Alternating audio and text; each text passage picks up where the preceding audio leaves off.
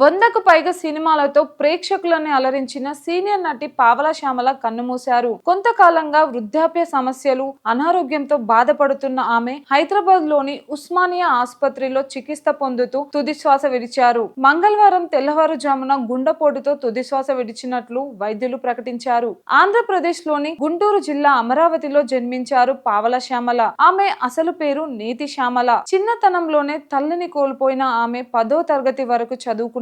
నాటకాల నుంచి ఆమె అభినయ ప్రస్థానం మొదలైంది. పావల నాటకంతో వచ్చిన గుర్తింపుతోనే ఆమెకి పావలా శ్యామల అనే పేరు వచ్చింది. 1985లో వచ్చిన బాబాయ్ అబ్బాయితో ఆమె సినీ ప్రస్థానం మొదలైంది. కె విశ్వనాథ్ దర్శకత్వంలో వచ్చిన స్వర్ణ కమలం సినిమాతో మంచి గుర్తింపు పొందారు. వంశీకృష్ణ దర్శకత్వం వహించిన ఖడ్గం, పూరి జగన్నాథ్ దర్శకత్వం వహించిన ఆంధ్రవాలా, గోలీమార్ తదితర చిత్రాల్లో సహాయ నటిగా ఆమె గుర్తింపు పొందారు. చివరగా ఆమె మత్తు వదల సినిమాతో ఓ పాత్రని పోషించారు.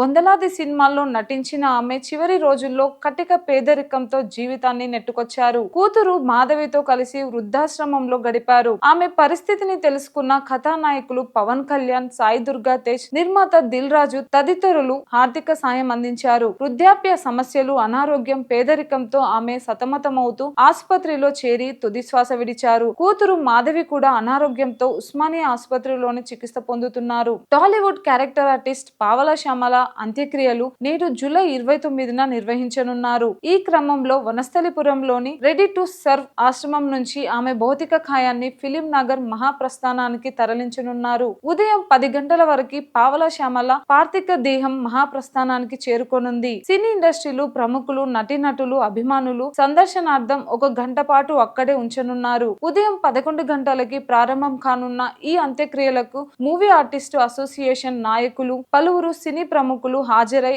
ఆమెకి నివాళులు అర్పించనున్నారు. పావలా శ్యామల అంత్యక్రియలకు సంబంధించిన ఏర్పాట్లను నటి కరాటే కళ్యాణి దగ్గరుండి పర్యవేక్షిస్తున్నారు. తన ఆత్మకి శాంతి కోరాలని ప్రతి ఒక్కరూ కోరుకుందాం.